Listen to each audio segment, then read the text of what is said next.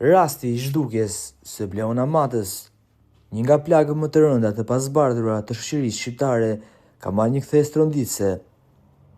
Avokati i famshëm Hidayet Beqiri, së bashku me shumë të tjerë, kanë hedhur akuza të forta, duke deklaruar publikisht se babai i vajzës mund të jetë i përfshirë në zhdukjen e saj dhe se Bleona është gjallë.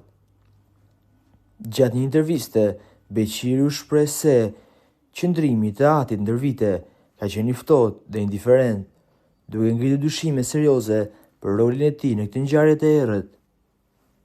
Sipas avokatit, mungesa e interesit dhe reagimi për fatin e vajzës e bën figurën e babait problematike në gjithë këtë histori. Fjalët e mia shkojnë edhe për të atin, s'ka treguar kur interes për këtë. Për fat të keq, ai është pjesë e lojës. Këtu a them me bindje. Hetimet do vazhdojnë dhe jam i bindur se shumë shpejt do të shkojmë te foleja e gërëzave. Problemi është që babai del keq shumë në këtë lojë, deklaroi avokati i famshëm. Avokati theksoi se përjashton plotësisht mundësinë që Bleona të ketë ndërruar jetë, duke renditur disa skenar pse ajo nuk ka reaguar për 15 vite me radhë.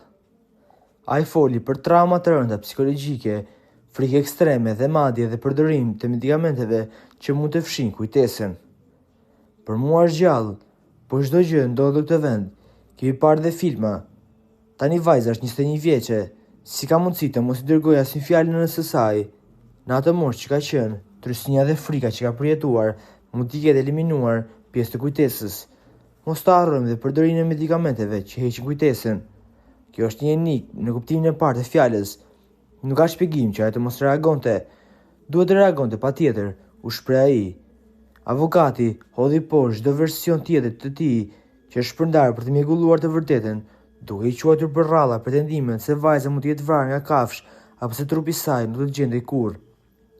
Ai shtoi se Bleona mendohet të ketë jetuar në Greqi dhe më pas të jetë zhvendosur në Gjermani, dhe nënvizoi se s'pak do ta çojë hetimin deri në fund. Çfarë mendimi keni ju për të ngjarje? Komentoni mendimin tuaj dhe mos harroni të shtypni butonin subscribe për të mos humbur asnjë video të re rreth kanalit ton. Ju faleminderit.